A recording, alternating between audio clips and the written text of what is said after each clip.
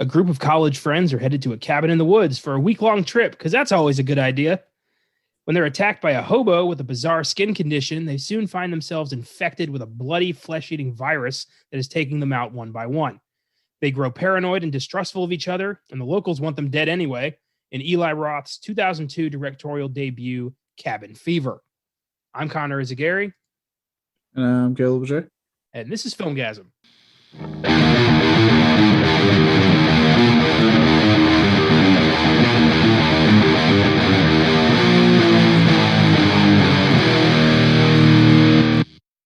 Happy Wednesday, listeners. Welcome to the 134th episode of the Filmgazm podcast. I'm here with my co-host, Caleb Leger, to discuss another random pick from the elusive book of Filmgazm, Cabin Fever. Been a minute since I watched this one, and I forgot how terrible it is. But we'll get to that. Caleb, I know you're a big Eli Roth fan. So how psyched were you when you drew it from the book? I was super excited because I love this movie. I love Eli Roth's first three movies quite a bit, honestly. So I love it. I still love it. One of my favorite of his. It makes no sense at all. Like, there's so many just random shit that happens that has nothing to do with anything else. Are you referencing the pancake scene? Is that more than that? What's happening here? More than the pancake scene. Like, there's so much, like the racist shopkeeper and all that shit. Like, there's so much unnecessary shit in this movie. The twist was he wasn't racist. That's not the point. Like, why is that even there? It was funny. All right. Backtrack. Save it. Okay. And to be fair, we did draw the 2016 remake from the book, but I was generous. I've heard that's god awful. Pains the day I have to sit through that movie. A shot for shot remake. Have you seen all of them? Not besides from the remake? I've only actually saw the second movie. But I did not like it at all. There's actually a lot of production issues with that movie. I know the director, Ty West, had his name removed, or attempted to get his name removed. He hated it so much. Jesus. Yeah, the studio apparently meddled a lot. And so after my experience with that, I was like, I remember seeing the announcement for Cabin Fever Patient Zero. And it was like, oh, it's a prequel. And I was like, well, these have historically not been good in horror, so I didn't really like second one, so I was like, I didn't bother. And then when I heard about the remake, they were like, yeah, it's gonna be a shot remake. I think it came out you said 2016? Yeah. So I'm even 20 years old. I don't know why anybody thought that was a good idea. I was like, all right, I'm not. So I haven't seen past two. Okay. Yeah. I certainly haven't. Cabin Fever was directed and co-written by Eli Roth, who'd go on to direct such films as Hostel, Hostel 2, The Green Inferno, Knock Knock, Death Wish, and The House with a Clock in Its Walls. He's currently filming the Borderlands movie. So let's take it one at a time. Cabin Fever, we're obviously going to save. Hostel, probably the one he's most known for, I'd say at this point. Yeah, like this one put him on the map, right? Cabin Fever put him on the map, but Hostel is probably, I think, for a lot of people, his signature movie. I like Hostel a lot. My personal favorite. I know it's evident in this movie too. People complain about some of his dialogue choice now in his movies, but I like to remind people times were different. Stop demonizing a movie for its dialogue. That was okay at the time it came out. Like, no one knew that it was going to be how it is now. And if you actually know college frat boys, they talk like that. That's how they talk. Yeah, but that's also doesn't mean we should still like these people. Like, they're still. No, I'm not saying you should like these people, and that's not even his intent. You're actually not meant to like the main characters. He purposely wrote them to be as obnoxious as possible, which is another reason why I'm like, stop coming out. I don't get the dialogue complaint in that case because he wrote them to be obnoxious. I feel like he's written a lot of his characters to be obnoxious. So yeah, the first two Hostel movies, I have seen those. I think they're okay. As fun as it is to watch rich businessmen just torture dumb college kids, I don't know. I don't know if I'll ever willingly go back. I'm pretty sure the podcast will take me there, but I've had no interest in going back to Hostel. I have willingly gone back so many times. The Green Inferno. Holy shit. One of the most uncomfortable movie theater experiences of my life. You mean when I was eating popcorn and you were cowering? Yes. Yes. Well, I remember you were so excited for this movie, and then it got like postponed by 2 years. Yeah. And then like it was finally playing at one of the local theaters, and you were like, we got to see it. And we went and saw it. I didn't really know what to expect. And I had not, I wasn't as well versed in horror as I am now. Back then I could still be surprised. And holy shit, was I surprised. This is maybe the grisliest movie I've ever watched. It's just so unforgivable. Like it's brutal and just God. It's what I like about Roth. He comes from that time in like the early 2000s with like him and Rob Zombie and Darren Lynn Bousman more so than James Wan with the Saw franchise. Yeah. When you were getting, in your face, gory, intense, scary movies that were getting mainstream releases, not straight to video or straight to a streaming service now. They were coming out of theaters and they were making money. Like the fact the Saw franchise lasted for as long as it has because it was making money at the box office. So it's like it's like they came out at this right time when people, for some reason, including myself, wanted in your face gore and just the gnarliest shit you can imagine. I get that, but do we need like I just don't understand why that's entertaining to an extent. Like I like gore, but that movie is it's too real. I don't know what it is. Maybe it's just like the fact that he used actual like native tribes people, or I don't know, just watching this fat dude get like his face eaten like a piece at a time and then just carved the fuck up. Oh yeah, the scene and the infamous scene that we mentioned earlier where I was eating the popcorn. I will never forget that when I'm just sitting there eating it. And I remember I think at one point you looked at me like, "Are you serious?" Yeah, I was like, "Who are you?" I had this thought of like, "You're fucking crazy." But I get it now. Yeah, I just got desensitized a little bit earlier, so I was watching all that stuff. That movie went a long way towards desensitizing me now.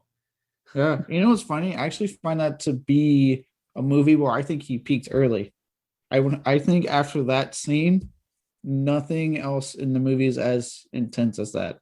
Well, thankfully, because he doesn't go through with the main girl getting her clitoris torn off.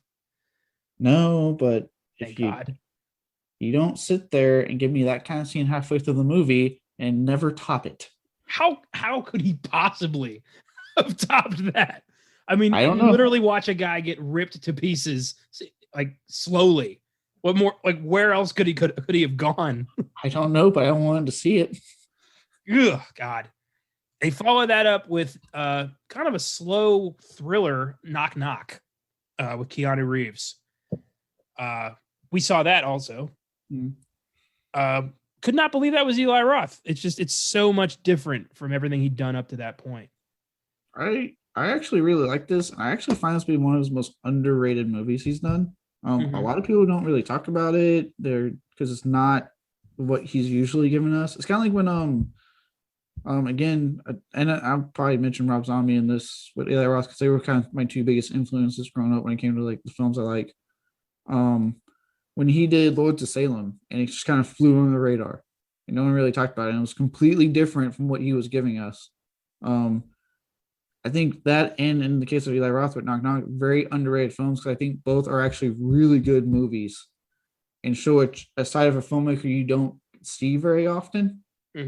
But no one turned out to see it because it wasn't that in-your-face gore. It wasn't a new Hostel. It wasn't Cabin Fever. It wasn't The Green Inferno. I'm not a big fan of the Lords of Salem. I find it kind of slow, but I get that with Knock Knock. Knock Knock is a very intriguing film that doesn't go where you think it's going to go. It also introduced me to Ana de Armas, who I think is insanely hot. Yeah, she is. And then seeing Keanu kind of be, the betraying family man was interesting. And Yeah, his whole like free pizza speech at the end always makes me laugh. it makes me laugh because it came out after John Wick, and it's like, was there a contract, like somewhere in his contract, where he had to make epic speeches in a chair tied up? Like, was that a thing? I didn't even make that connection. That's great. Yeah, I was like, does Keanu only give us these moments when he's tied to a chair? It was free fucking pizza. Like, that's a terrible argument for cheating on your wife. You know what I like about that movie is that at first you're like, he legitimately tries. He's like, no, get out of my house, and then he gives in. But then you see him have regret, and you kind of be like, you know what, he made a mistake, and they are kind of being kind of creepy now because they came back and they're doing all their shit.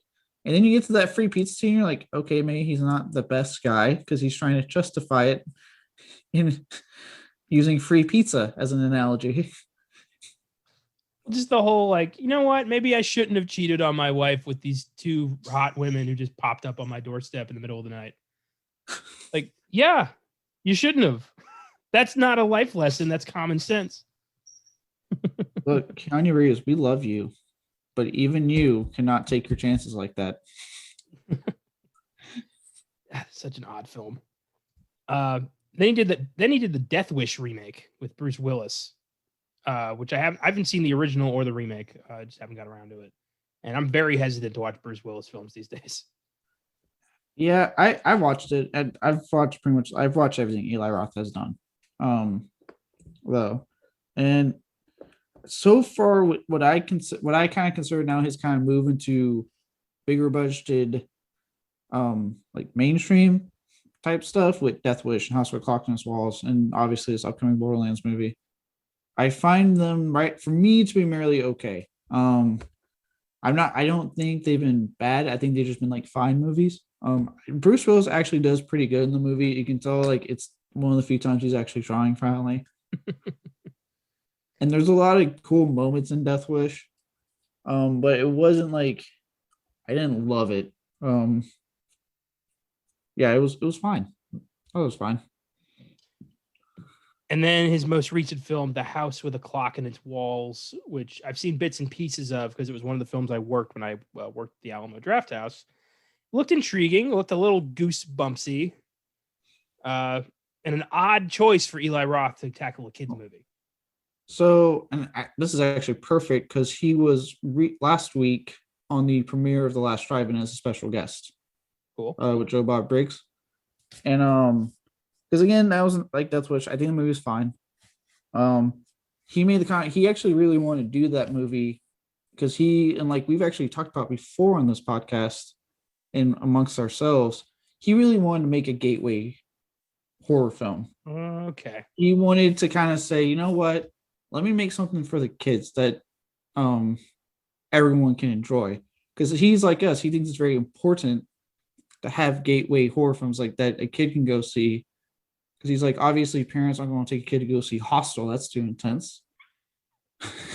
Yeah. He's like, they can, they see my name and they liked my prior movies, and they can take their kids to go see this because hey, it's a PG horror movie. Like it's fine for kids. So I see why he did it. I get his reasoning, and I'm very much in agreement. So yes, I think gateway horror films are insanely important to the genre to help kids get into it. So, like I said, I get why I did it. Personally, I thought it was fine. Those gateway horror films I like a little bit better, but I liked it.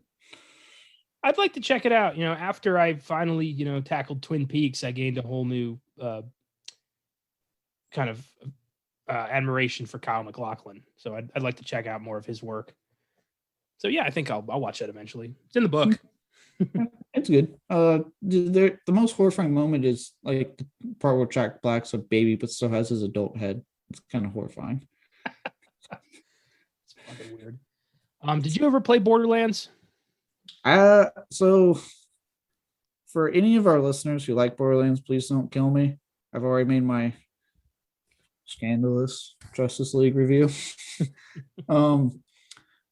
I haven't played them up to 3. So I have played a little bit of the first one with friends and I enjoyed it. And recently on deployment, you can bring when you go on these deployments, you can bring your gaming consoles. That's allowed. So I brought my PlayStation. I had picked up Borderlands 3 for it. And I have the collection for my Switch. And I actually, because how the Switch does it, I could only play one but not the other ones.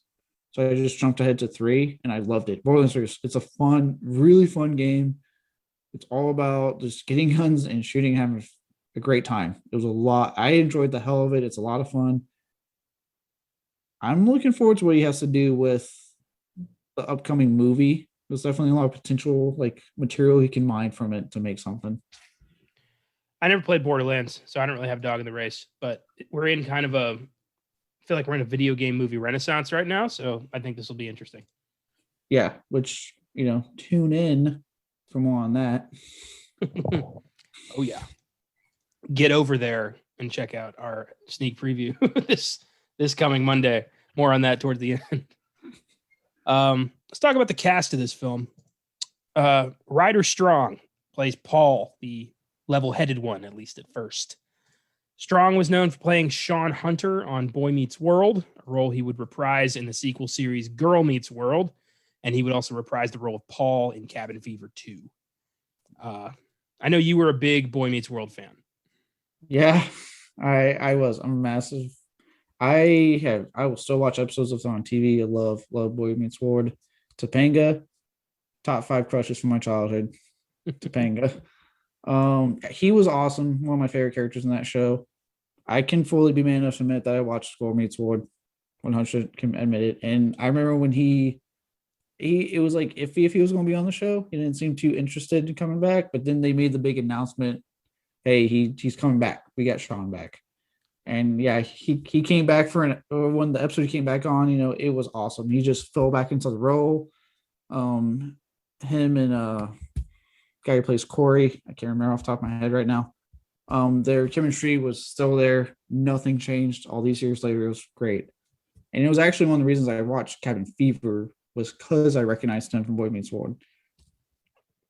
Yeah, I think he was the biggest star they could get, which is funny to me.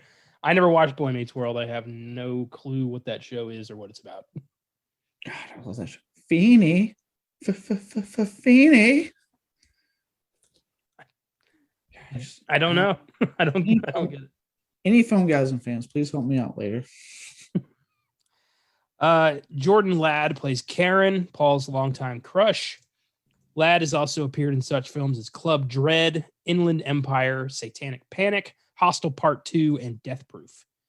So she's got, I think, the most impressive resume out of this whole cast. Yeah, she had the best post-career. It's kind of weird. Ryder Strong had the best pre-career, but she had the best post-career out of all of them. Yeah, I don't remember. Well, I've seen Hostel 2 and Death Proof, and I don't remember her from either one of them. Yeah, me neither. Well, I think Hostel 2, she was one of the main chicks. I haven't seen Hostel 2 in like 7 years.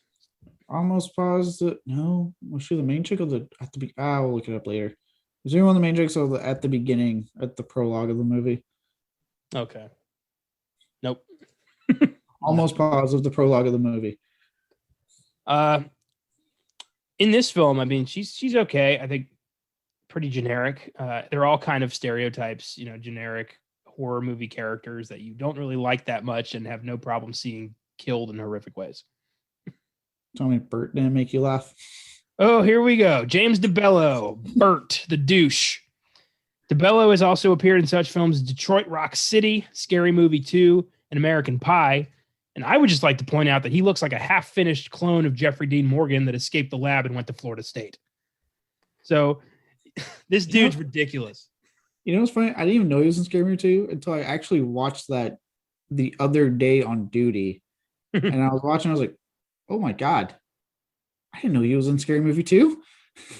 Refresh me. Who would he play? Because I've seen that one quite a bit. You remember the scene when he's like, hey, what's my tattoo say? Ray. What's mine say? Fucked me. Yeah.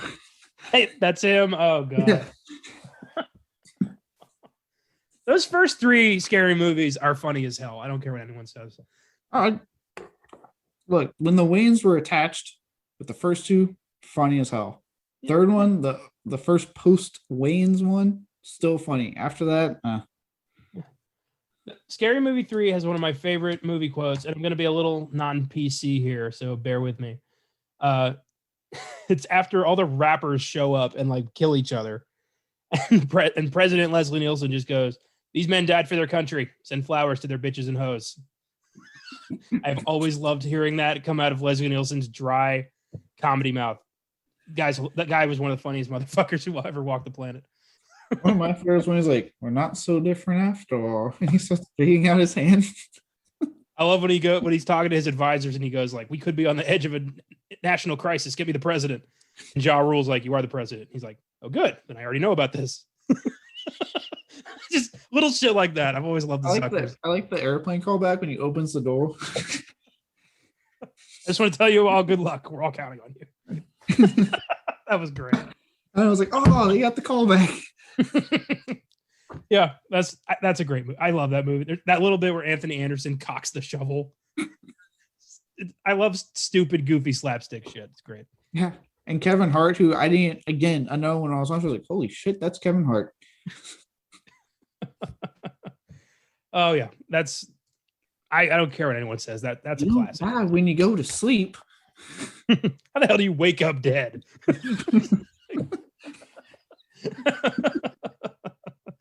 Oh, I love this weird little tangent. That was great. So yeah, James DeBello, Bert, who's just a complete dick. I don't know why he's there. Like he's a third wheel. Well, you have to have the third wheel / douchebag in the group. It's just a given. Must you? I mean, I've never, I've had groups of friends. We've never intentionally had just a dick hanging around. I mean, unless it's me. Technically, you have dicks hanging around in a group of friends. It's just a given in a group of guy friends. But the point being, yeah, I like what I did there. The point being, clearly you haven't been hanging around scary movie friends, and scary movie friends was always a dick. Always. Okay. I read somewhere that like if you can't tell who the dick is in your group, it's you. I've read that. So I don't know. Maybe I consider the Filmgazm team a group, so maybe it is me. Time to embrace it. Serena Vincent plays Marcy, who I am labeling the whore because she's a terrible person. Right, because she had sex with her boyfriend, and then when all hope was gone, she had sex with someone else because hope was gone, and her boyfriend left to hide out in the woods. At the time, I don't clarify that hope was completely gone. I just think they both... 3 of them were dead. They weren't dead yet. They were sick, but they weren't dead yet. They were dying. Paul spent years in love with Karen. She gets sick, and immediately he's like, "Well, I guess I'm gonna fuck the other girl we brought." And she's like, "Well, all right." Everyone's a piece of shit in this movie. It was desperate times. Okay, people are dying. There's a virus raging. Another thing, there's a flesh-eating virus nobody knows the nature of. Why are you fucking anybody? You're gonna catch that shit immediately. Look, you sound like a pre-COVID person right now. All right. That is all I was thinking about when I watched this. Anything, I don't know why you don't like this movie. If anything, it's the most timely film we've watched on the podcast right now. Actually, within, I think, like a month of COVID actually getting crazy, we did 28 Days Later. So I think that's the most timely we've ever done. But we haven't gotten there yet. Thank God. I don't like your use of yet. Hey, look, a vaccine that people are debating. We don't know what the hell's going to happen. Isn't that how I Am Legend started? Like it was a vaccine that like fucked everybody up. Bring it on. I don't want to be Will Smith. I don't want to kill my dog. I don't have a dog. It's fine. I'll be the vampire. I'll just come after you. Good luck. Well, she actually, Serena Vincent played the Yellow Ranger on Power Rangers Lost Galaxy, one of the many Power Rangers spinoffs. She's also appeared in such films as Not Another Teen Movie, Return to House on Haunted Hill, and the film which has perhaps the best title ever, Sasquatch Mountain. I looked it up. It's shit, but it's a great title. I think she's on a Disney Channel show now. Probably. I guess you play a Power Ranger, you get put in the book forever. She was on the movie Crypt, and she actually made the comment that apparently she had a hard time getting work after this movie because at the time in Hollywood, oh, you showed your tits, you were in a trash horror movie. Why would we ever want to hire you for anything serious? That's unfortunate. Yeah. And I think she said she actually had issues getting the role she did on Disney because of that. She plays like a mom, and it's like she's like, that was almost 20 years ago. I hate that Disney has that clause of like they won't hire anyone who's not family friendly.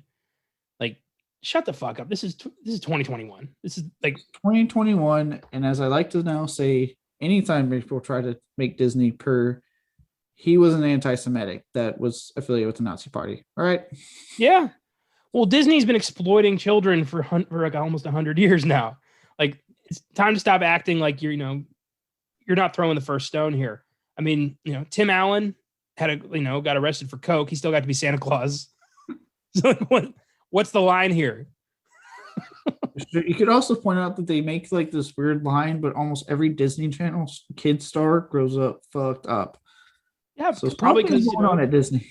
They're all part of this. It's a small world, assembly line bullshit that just does not fly anymore. I hate that.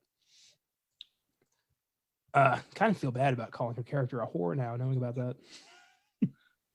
Sorry. Yeah, you should feel bad. Oh, I feel a little bad. Not that bad. Joey Kern plays Jeff, the Dick.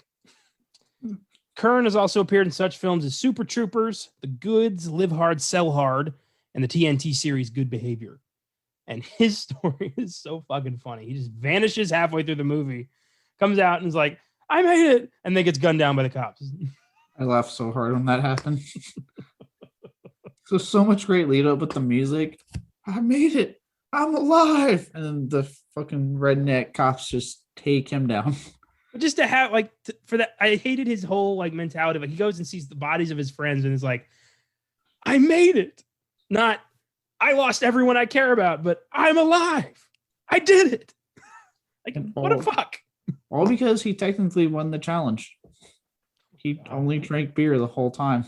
I love it while in the midst of horrible shit, they point out what was his name? Bert. Yeah, Bert, you lost. And he's just like, oh, he's deflated.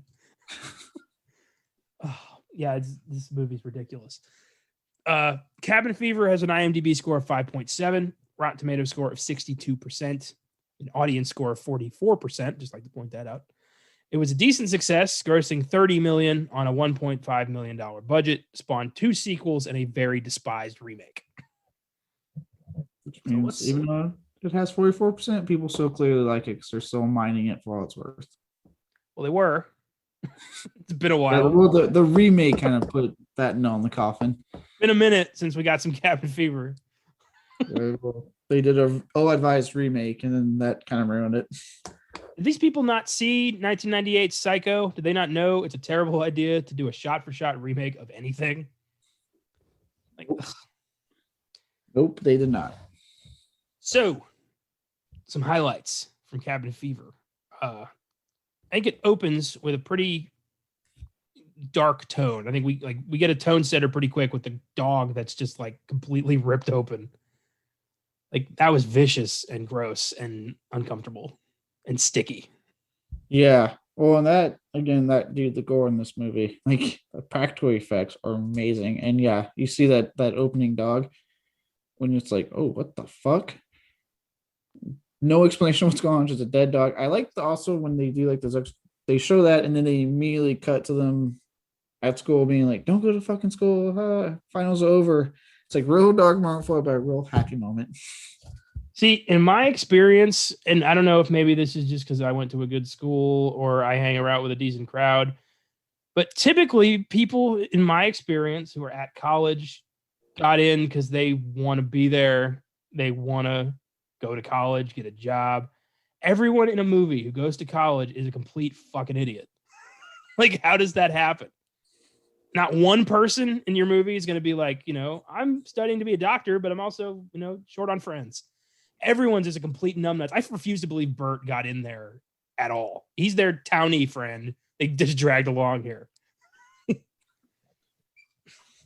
Well, I mean, come on. Look at like half the 80s college comedies. There's always that one person like Bert. They're like, how did they get into the school? I know. I just would like some goddamn realism for once. Ogre and Revenge of the Nerds, for God's sakes. Well, he got wasn't he there on a football scholarship? Like that makes sense. It does, but at the same time, he's pretty goddamn stupid. That movie. You can fill the scholarship. Revenge of the Nerds was an interesting watch. I watched that for the first time this past year, and it's a rough. It's the most rapey film I've ever seen. You're talking about the scene when he sneaks to go into that one space, acts like her boyfriend, and is like straight up rapes her, and then she's like, "But he was so good, I guess I'll date him now." Like, what the fuck? You could do whatever you want in the 80s, man. Really could. It's weird. Like anything goes. Got your, your Asian and your black caricatures. You've got your rape. You've got your nerds. It's like it's all just whatever you want. Just everyone do. We can do it. And now it's like, nope. I think that's better though. I feel like we don't need that negativity constantly in our lives. No, there's nothing wrong with it. We need more Bert and his literal fuck you hat. God, it reminded me of a George Carlin bit about a dude who was passed out on a plane with like drinking 9 bottles of Kahlua, and he's got a fuck you hat. It was a whole thing. But just, of course, a little on the nose, but whatever. The scene at the shop is particularly strange. I guess it's to set up that these are, yokel redneck assholes.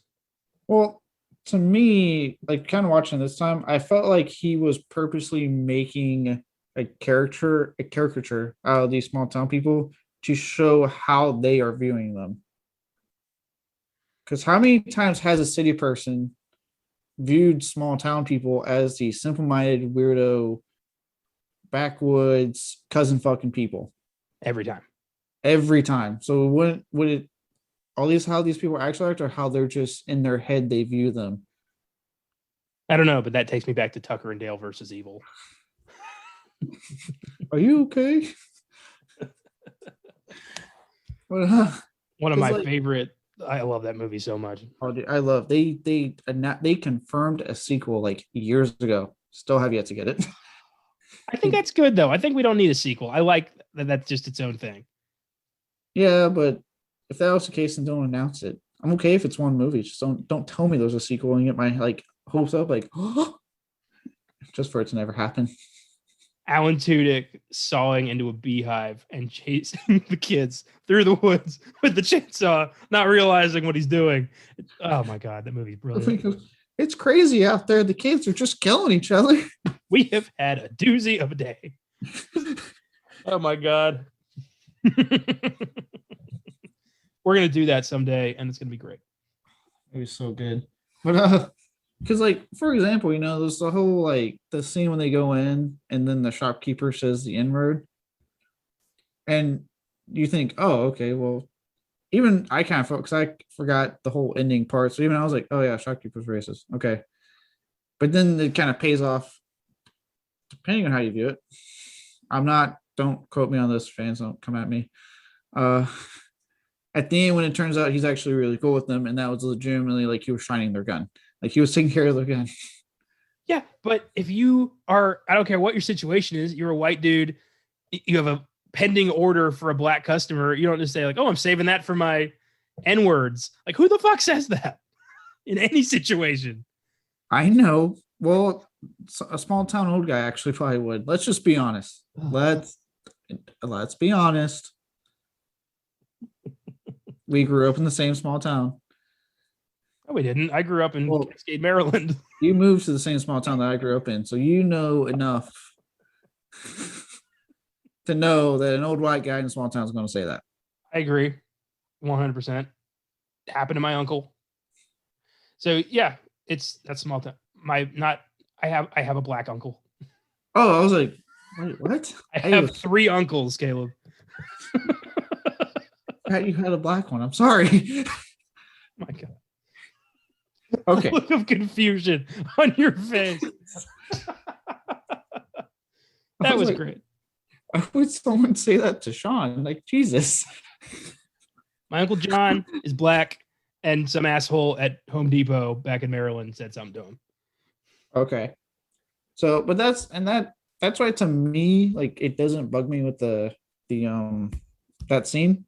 Because to me, I view it more as like this is how they're seeing them as these strange people that don't really like them because they're the uppity city boys, you know? Yeah, but they're not in the final scene. Who's on the final scene? They're all dead. So yeah. Who are you like who's viewing them in that last bit? I don't know. At that point, at that point, I saw a guy in a bunny suit in the hospital room. I don't know what's going on anymore. Yeah, I don't really know what that was.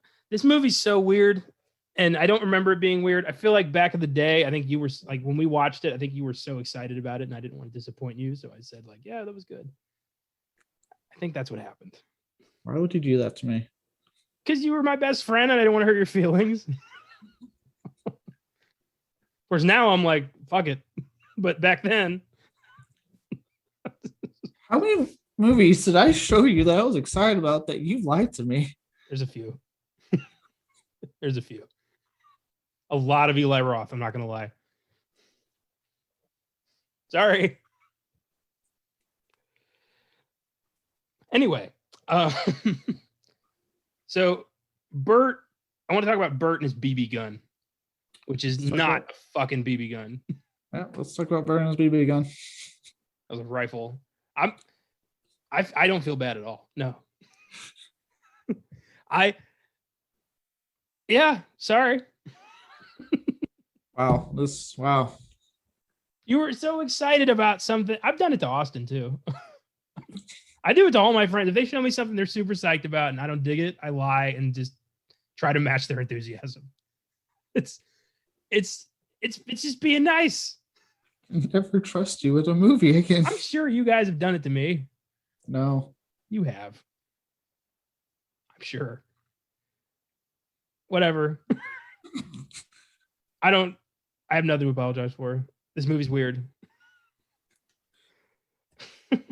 Now I feel bad. God damn it, Caleb. Your silence speaks volumes, damn it. Ugh. Oh, with that said, let's talk about Bert and the BB gun. Fine. So that's clearly not a BB gun. That is a rifle. The noises are not BBs. Those are bullets. Like, what do you think? Yeah, you know, I don't know if it's because of budget or what's going on there, but that was not BB gun. I've played with BB guns. I've played with paintball guns. They don't sound like that. Well, if it was budget, isn't it cheaper to get a hold of a BB gun than a real gun? That's a good point. And also cheaper to just make no noise than to buy a gun noise. Well, would you watch a movie where if they shot a gun and it made no noise? You would think BB gun, yeah. You would think there's something wrong with the movie. No, I'd think that's probably a BB gun. And then when the real guns show up later, I'll know, oh, that's a real gun because I've heard the difference in noise and I know what they mean. Well, wait, did it have an orange tip? I don't know. I don't think so. I was wondering that was a BB gun then. Maybe he was just drunk off his ass and being like, it's just a BB gun. And then, but he did shoot that homeless dude and the guy just walked away. Yeah, there isn't. Well, maybe because what was he killed? A squirrel or whatever? I don't remember. I know he was hunting and he shot the hobo and the guy was like, why'd you shoot me? I don't remember what he was trying to shoot. I don't know why I'm focusing on this so much. It could have just been a confusion in the moment. I mean, you're out there, you see a guy that looks like that, you accidentally hit him with the gun, and then he's questioning you immediately. Bert's not the brightest bulb in the bunch. No, he's not. Eli Roth's weird cameos as the happy bald guy, and then Grim with his dog, Dr. Mambo. I like both cameos. The bald guy makes sense, but Grimm just disappears and then like is found half dead, half eaten in a cave later on. Yeah, it's perfect. He was cracking me up in his scene. And then Dr. Mambo turns into a fucking crazy dog and tries to eat everybody. But like, is that a symptom of this virus? Like, is it making everybody a little crazy? No, just a dog. I think it's making everybody crazy because they all turn on each other really fast. I think that was more of cabin fever, not to like quote the title, and paranoia than anything. I think that was more like them breaking. I mean, you saw it with the pandemic, how people were acting at the beginning, because apparently toilet paper was the most needed supply when this all started. So it would reason that a flesh-eating virus that no one knows what the hell's going on, that they're probably just their nerves are getting the best of them. Yeah, but then why does the dog lose his fucking mind? Well, because animals are different from humans. That's all I got. We're animals too. We're not aliens that ended up on this planet. We're all part of the same. We're human. Oh my God. I think that the virus infected all of them immediately and was gradual, but I think it needled into their heads. I think a part of this virus is it increases paranoia and makes you a little, crazy. Well, when they drink the water is when they got the virus. Yeah. It could. I want to say honestly, in the second movie, I think they explained that it played with your mind, but again, I didn't. So can the virus be transferred between people, or do they have to like touch the water? It has to be. It can't just transfer between people. It has to be the water. So I think if it is like transfer between people, like you probably have to like for some reason swallow a body part or some kind of saliva type thing. That's like enter you. It's like a venom instead of a poison. Okay. Yeah, I'm lost. Yeah, that's why he kept showing the water like to obviously. Unless that's why that one guy never got it because he literally just drank beer the whole time. That makes sense. So Paul, did he get it when he was finger banging Karen in her sleep? Which we are definitely going to talk about. When we'll get to that because I like and hate that scene for two different reasons. No, he got it when he went to go inspect that body. And then and his dumbass fell in the fucking river. Yeah. That's when he got it. Idiot. I wonder, is he thinking like, that can't be the same homeless man that we lit on fire, can it? Look, man, did you ever swim in the river in Blanco? God, no. Why do you say like that? I don't swim in rivers. Okay, well, I did with everyone else in the town. And that was probably more slippery than what they showed in the movie. I never once just fell over. Well, he was like on a rickety little ladder. Yeah, because he leaned over like an idiot. He didn't bother to check the ladder. Well, I think he had it coming. Yeah. Oh, but yeah, that finger. So I don't like it because it's the weirdest thing to do. Like, so you assume that because you're in the bed with her, you can finger bang her while she's asleep. But it does lead to the really cool moment when he takes his hand out and there's like the blood, and then you see like the skin, the virus on her leg. I think that part from there is really cool, and actually is really intense scene when she's like yelling and they're freaking out. To me, it's actually one of the more intense scenes in the entire movie. Yeah, and it leads to like them locking her in the fucking shed, and Bert just being like, "Get away from me, bitch!" Like freaking the fuck out. Bert ran in there like 3 times to be like, "Get away from me!" I'm like, she's not leaving the bed, Bert. Just close the door. You're freaking out more. Just close the door. I think that when they light the hobo on fire, I think they all have it coming. Because that is such a weird, just like, get away from me moment where they just light this dude's ass up and then just go back to packing like this. Like, they're just like, well, we feel bad. Like, no shit, you feel bad. You just lit a dude on fire. And did not bother to check if he was a lifesaver or not. They actually say the quote, I think the rain will put him out. These guys are sociopaths. It's not how rain works. I think the best advice from this movie is never drink tap water. Get a Brita. Filter that shit and you won't get cabin fever. Maybe that's why I like Dr. Pepper so much. Yeah.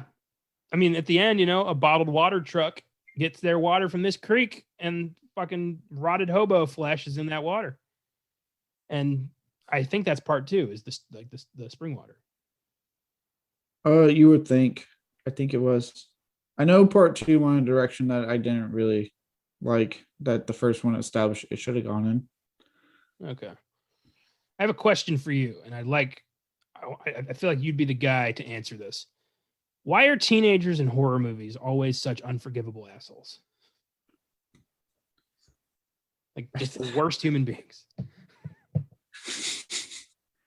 I think because honestly, like if you pay attention, like the whole teenage stereotype thing became a lot more prevalent in the 80s. Like I know, like obviously you had Chainsaw Massacre, but I didn't really hate the teenagers in that movie too much. Minus Franklin. Dear God, Franklin. And in Halloween, there are actually pretty likable, leads. So it wasn't really until the 80s that happened. It seemed to become like this weird standard to just have these are the type of people in the friends group, and this is how they're going to be. And I think a lot has to do with the fact that you want to make them, because at the end of the day, people they latched on to. I'm not here to see these teenagers coming of age story at Camp Crystal Lake or on Elm Street or a cabin in the woods. Not here for that.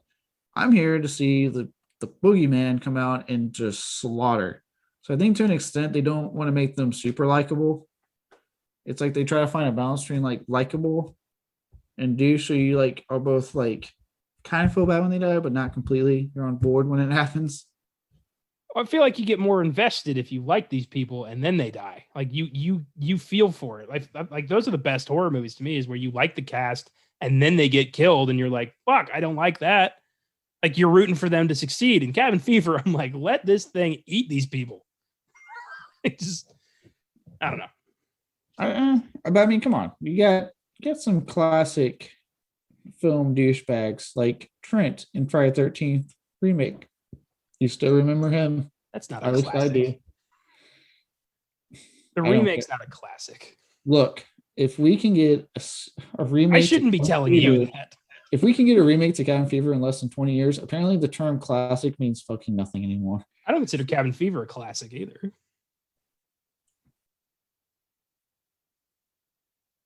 Okay. Struck a nerve. My bad. Just keep attacking Cabin Fever.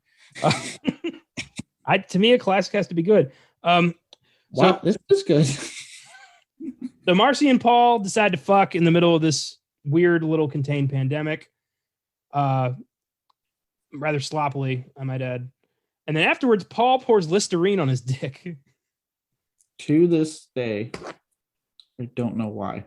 Okay, I was wondering, like, is that a thing I just don't know about? Or I personally have never done that. Is that his way of like cleaning up? I've personally never done that after sex. I shower and I'll go to bed after, like everyone else. I don't know why he does that. I did like when she's like, "Oh, you did a number on my back." So I'm thinking like, "Oh, it's not because of him." And then you get the really cool leg shave scene, which I still love to this day, when she's like shaving in the bath and like you just see the skin coming off. Oh, yeah, that's grisly. I'll give you that. That scene is vicious. I don't that noise. I don't like that noise. The slicing. Ugh. Jesus. Yeah, it's gnarly. I love that scene. Did she not like? She acted surprised. Like, how did she not feel that? Well, if she acts surprised, but then you kind of see her crying, like she's really depressed. She got it, and she doesn't know what to do anymore. Well, I know that like when you get a virus, like a skin condition, you are not supposed to take a bath. Much less probably shave your legs. Well, that shit's gonna like the bath will get it all over you. Like that's I saw Creep Show. I know how that shit works. So, no. I don't know. I think remember, like to me, they don't respond too out of the ordinary that I think anyone else would respond when there's something that you don't know what the hell's going on happening. Could have just left. The truck was busted, and then Bert had his freak out moment. Leave Bert. Fuck Bert. Walk. And apparently, Deputy Party Man was supposed to get them help. That dick. That whole bit was so weird. It's like, you like to party? It makes me laugh so much when she comes out. Everything all right? Everything's all right, man. You get back in there and party. Oh my God.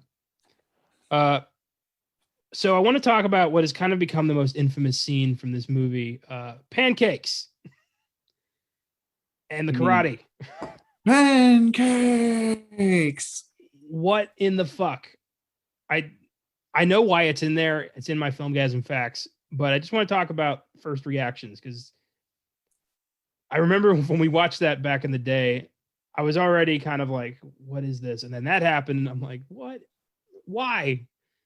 It's so weird and unnecessary. And this kid bites Bert. It's completely necessary. I need that scene in this movie. Pancakes. Yes. Whatever. I honestly have no clue what to say about that. It's so just strange. I love how out of left field it is. I remember watching the first time going, what is happening? And as soon as I was like, I like it. Give me more. And I love when his uncle, dad, whatever comes out. He's like, now see, at first it was a you problem, but now my boy bit you. So now it's my problem. This asshole was just waiting for an excuse to kill these people. Yeah. Like they caught up to Bert fast too. Get the gun. Later on, Dr. Mambo just straight up eats Marcy. Like that was an awesome scene. That was her foot's in the fucking yard. Like, where did the rest of her go? Like, that dog just fucking ate the whole body. Yeah, well, that's what I like is that you actually don't even see the dog eat her because it does the red screen, then cuts to a different scene. But then you see Paul come back in his face, and then it kind of just zooms out enough where all you see is a foot and blood, and you're like, what the fuck? Jesus Christ. Pretty unceremonious. And then Paul finds Karen in the shed. The dog's eating her guts. And her face, like, fuck, it's the thumbnail for this video if you're watching on YouTube. And it's just it's frightening. It's freakish. Just her skin is gone. Her teeth are huge. I can't believe she's still alive. It really kind of, to me, that's when you kind of see just how terrible whatever this virus is. Like, she's still alive and looks like that, and it's fucking haunting. And Paul does the merciful thing and very painfully beats her to death with a shovel. Like, you've loved this girl for years. You couldn't have like done anything else to make her passing a little bit, quicker. When a horror movie character is facing death and someone wants to give them mercy, they never do it quick. Look at the Texas Chainsaw Massacre remake. Guy's hanging on a meat hook. Begs Jessica Biel to end him his fucking mercy. She stabs him like in the gut. I think she had to do it like another 2 or 3 times or keep it in there because he didn't die immediately. I'm like, why would you do that? He's in pain. It's fucked up. And I mean, that probably hurt. I doubt he got her on the first even 3 whacks. I bet that took a while. No, he does not look like a strong man. Probably took a while there. And he really doesn't seem that broken up about it. Like, he got laid. That's what he wanted. So he doesn't care anymore. I think at that point, he was just trying to figure out how the hell to get out of the situation. I don't think I wouldn't really linger too much after that. I'd be like, all right, what do I need to do to get out of this? They just don't want to walk. They literally could just walk out of this. There's no gate. Mm-hmm. Like, the trail is not blocked by, wreckage or anything. They could just walk away. It's not that simple. I think it is. No, see, that requires exercise, which I don't like. Oh, well, there you go. Yeah. I knew there was a reasonable explanation. Fucking assholes. I love that Bert gets a one-liner and doesn't even get to kill anybody. He just gets shot immediately by the rednecks. He's like, "What's up, motherfucker?" or something, and then immediately gets shot in the head. Like, I thought I was laughing my ass off. That was great. Put one of cinema's most powerful shotgun blasts. Damn, yeah. And then Paul turns into a fucking ninja and just takes them all out. Like, where did that come from? Hey, dude, to this day, when he stabs a dude in the screwdriver with the air, it actually still kind of hurts me. I don't know why. When I see them, I'm like, oh, ow. Yeah, that was freaky. But the fact that like he stabbed the other guy and then that dude shot the other guy and it's just like this domino effect. Like, what the hell is this movie? Look, man, he may be Paul in this movie, but he'll forever be Sean from Boy Meets World. Sean can do whatever he wants. Except maintain a successful career. Well, wow. But yes. If you're listening to this, Ryder Strong, I'm not sorry. Jeff gets shot to death. And I don't know about you, but did that feel like a nod to Night of the Living Dead for you? Yeah, I was actually thinking when I watched it.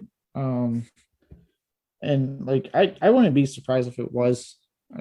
Roth, I know, puts stuff from what he likes in his movies.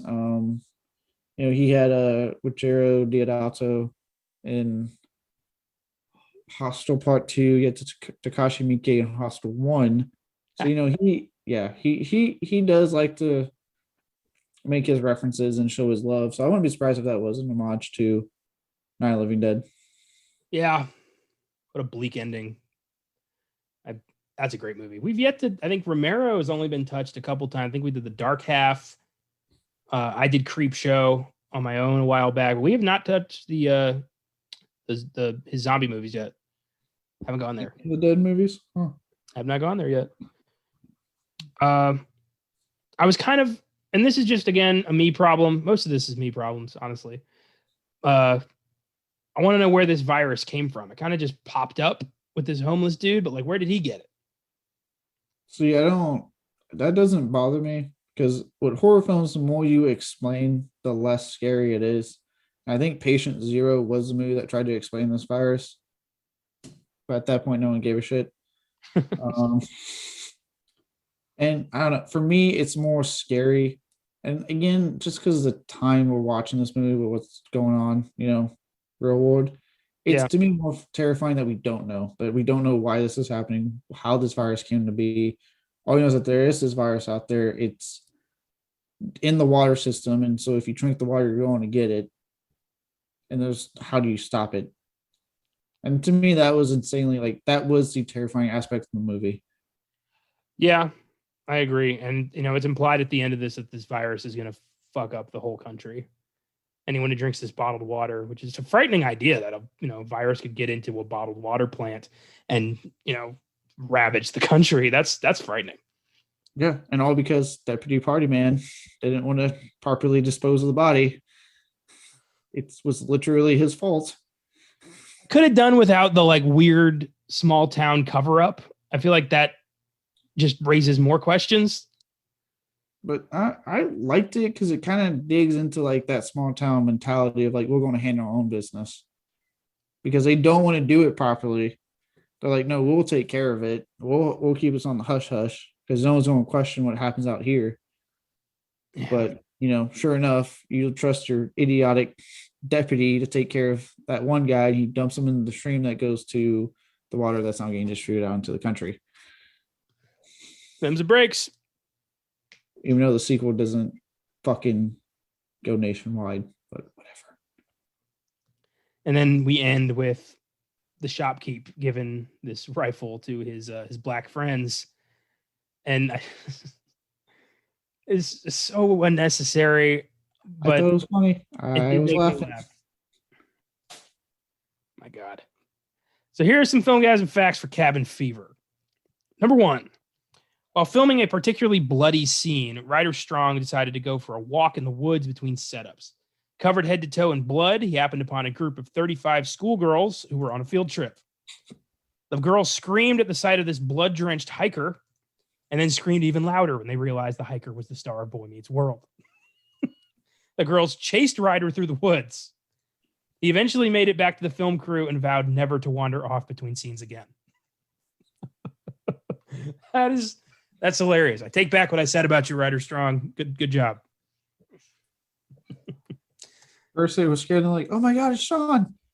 Yeah, that's exactly what happened. Can you imagine you're a schoolgirl in 2002? You're walking through the woods on a field trip. This bloody hiker comes out of nowhere, looks like he's going to kill you, and then turns out to be the star of your favorite show. What a day. I'd freak out. I'm a grown man. I'd freak out. You probably would have caught him too. Oh yeah, run faster than them. I would have been ahead of that group. I've been like, get out of my way, pushing schoolgirls freaking to the side. Oh, that's weird. We're getting Sean today, girls. It's okay. Number 2, Peter Jackson stopped production on The Lord of the Rings: The Return of the King 3 times to screen this movie for the entire crew. Jackson was so enthusiastic about the film, he gave director Eli Roth publicity quotes. That's awesome. Right? Are you ready? Yeah. This is on the cover of my Blu-ray. An unrelenting, gruesomely funny bloodbath. I loved it. Peter Jackson, director of the Lord of the Rings trilogy. I always forget, Peter Jackson made this monumental fantasy drama epic that changed the way we view film. And I always forget he's a fucking gorehound. Always forget that he's the guy who made Dead Alive and just loves grisly horror. He's never gone back to it. He hasn't. I wonder why. Like, you'd think with this, newfound clout and like budgets that he can get a hold of, you'd think he'd want to make like horror movies, again. You'd think he'd want to do that, but after like King Kong, there wasn't much. No, he went back to the Middle Earth and gave us The Hobbit. And then he did that Mortal Engines movie that nobody saw. Yeah. I tried watching what's it. Up? Number 3, I always thought this was freaky. Director Eli Roth originally got the idea for this movie while working in Iceland on a horse farm. He got such a bad skin infection from the rotting hay in the barn that his face broke out in sores, bled, and peeled off when he shaved. Ugh! He talked about that on the Joe Bob premiere. He further elaborated, said they even went to the hospital where the doctor was like, I don't know what you got. That's like fucking frightening. He was like, there's nothing more horrifying than being in a foreign country with a disease that the doctor doesn't know that you have or doesn't know what it is. What did he do? Did he get to did he see a specialist or like what happened? He said they were like, hey, the best we can do is go home and rest and hope it happened. So he went back, his parents went back to the cabin and he just stayed there and said it went away after, I think, like a couple of days. Oh, but he was like freaking out. That's horrifying. Oh, I don't like that. Well, clearly he got better, but the fact that there's this like flesh-eating virus out there that a doctor couldn't diagnose, that's not cool. I don't like that.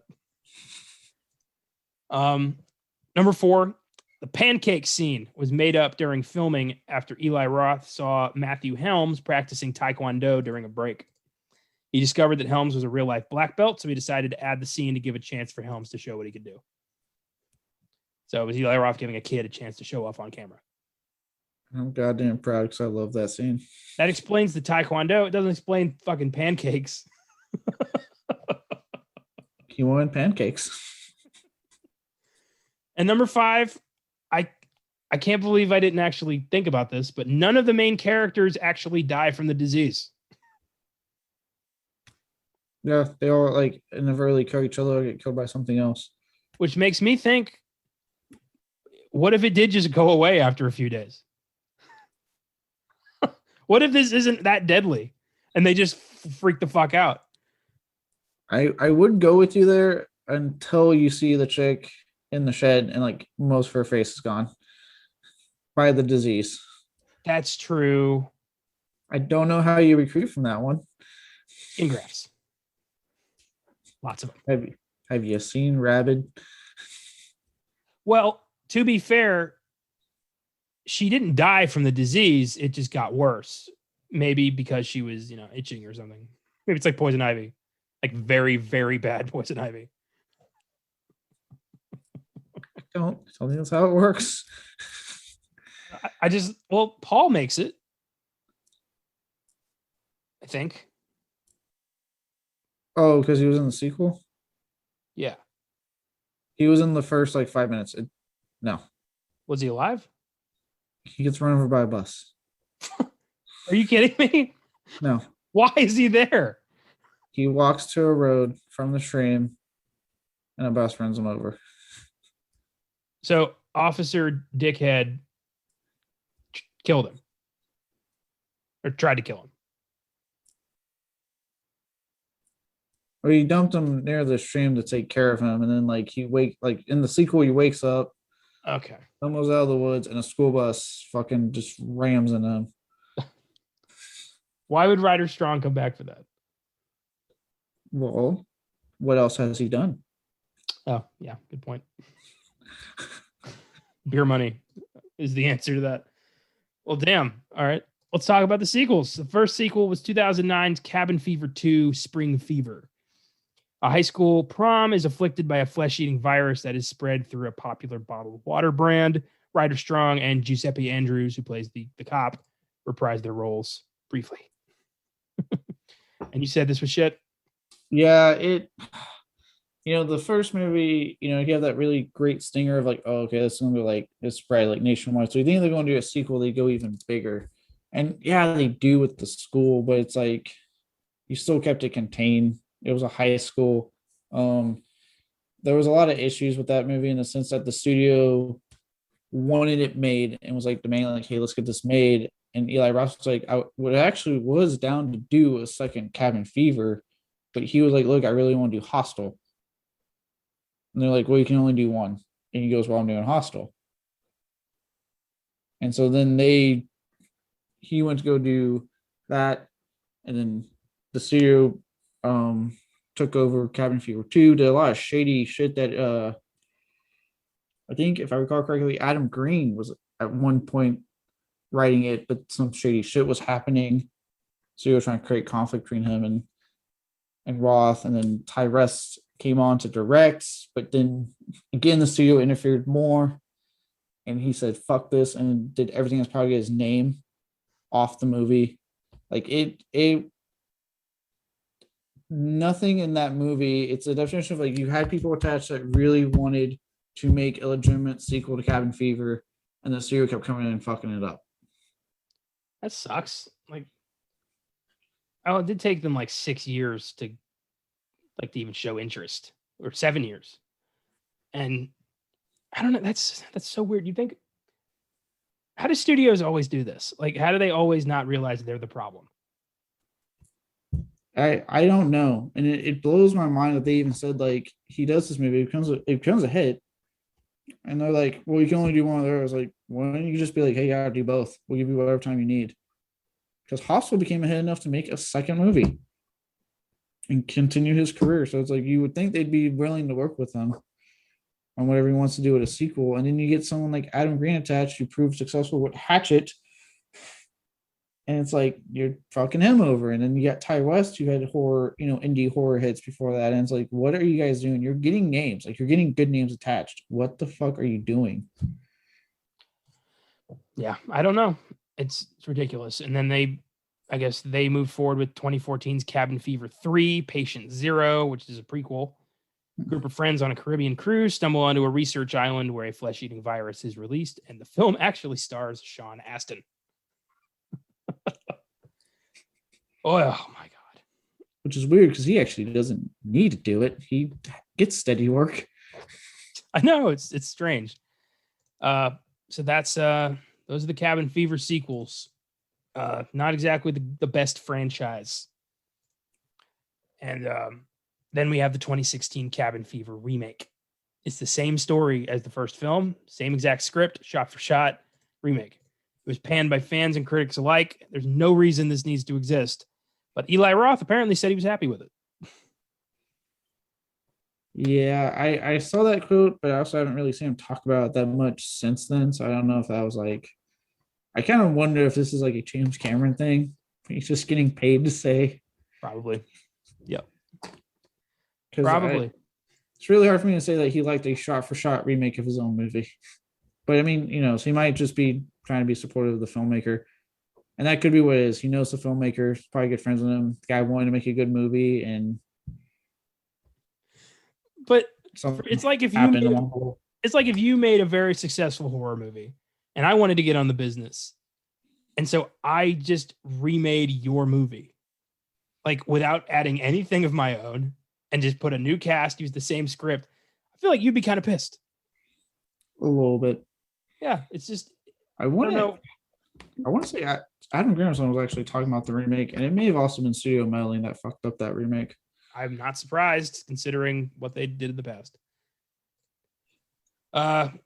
So I gave Cabin Fever a 7. I know I've talked a lot of shit. It's not a great film. While the horror parts are great, the rest of it's pretty bad and terribly dated with its use of slurs and depiction of mental illness. But it's just entertaining enough for me to one day go back for more. So a 7. You win. Yes. I stand by my 8. I personally am not going to take points off because of its dialogue. I know the dialogue makes it dated, but again, if you do that for this movie, then what do you draw a line on other films that are even older and say things that are not okay at all now? Yeah. So for me, I've done that many times. yeah. So for me, I'm not going to knock points off it because, look, when it came out, that show was okay. I'm not saying it's right to say. I'm not saying it's right. It was okay to say back then, and I'm not going to knock it for them putting in a script things that were okay to say. Obviously, we don't do it now. But other than that, obviously, I guess, yeah, dated dialogue and that part. I like it. I think it's a really strong debut for what we would eventually get out of Eli Roth. I love the practical effects, love the gore, and I like this movie. I'm personally really love his two house movies, but I do like Cabin Fever a lot. Cool. That's good. Good on you. You've got a guy to follow here. I personally, my favorite thing Eli Roth has done is Donnie Donowitz in Inglourious Bastards. So, like to me, I love him as Donnie Donowitz. Like I'm taking the Bear Jew over all of this. I won't argue that. Look, man, I remember when I went to go see that movie. I actually did not know he was in the movie, and I saw it and I was like, "Holy shit, that's Eli Roth!" And I got so happy in the theater. I was like, "Oh, it's Eli Roth." It's that was supposed to be Adam Sandler. Yes. Can you imagine? I think he could have pulled it off. I just think I was like, after seeing Uncut Gems and seeing what Tarantino's been able to do with his actors, like I think he actually would have been fine in the role. Yeah, but Eli Roth really excels in that role. I think he's having a lot of fun. Oh yeah. Oh, when he comes out and he bashes that dude's head in, he's like, knocked it out of the park. 2 hits. I hit you. You hit the ground. Like fuck. It's awesome because they're Nazis, so we can watch them die with glee. And it's funny when I saw Inglourious Bastards, like Brad Pitt was the only guy in that film I knew. I'd never heard of anybody else. I was still figuring shit out.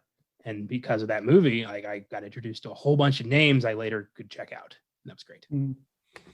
Yeah, I actually honestly think other than Brad Pitt, Eli Roth was the only other one I knew. Like that was like my intro to Michael Fassbender. It was everyone's intro to Christoph Waltz, Melanie Laurent, August Deal. It was actually a lot of people's intro to Fassbender as well, because he didn't really hit hit mainstream attention until what, X-Men? I think X-Men the thing that got him like really big Hollywood attention. I love him as Magneto, but Bastards he's so good in because he's just in over his head and he gets caught because he does 3 wrong. That's why he gets caught. Yeah. But my family all grew up in Germany, so they recognize that immediately. I'm like, what'd he do? That's great. Oh, I love that movie. So that's all for this week. And next week is going to be extra special awesome. So Josh and I are partnering up with Eibon Press, an independent horror comics company that specializes in adapting Lucio Fulci's films as comics and graphic novels. They've done City of the Living Dead, The House by the Cemetery, Zombie, and most importantly, The Beyond. Executive publisher Sean Lewis enjoyed our recent episode on Fulci's The Beyond. So Josh and I are revisiting The Beyond and doing a comparison episode between the film and Eibon Press's comic adaptation. It's going to be a blast, and it gives me an excuse to spend a week watching Fulci movies.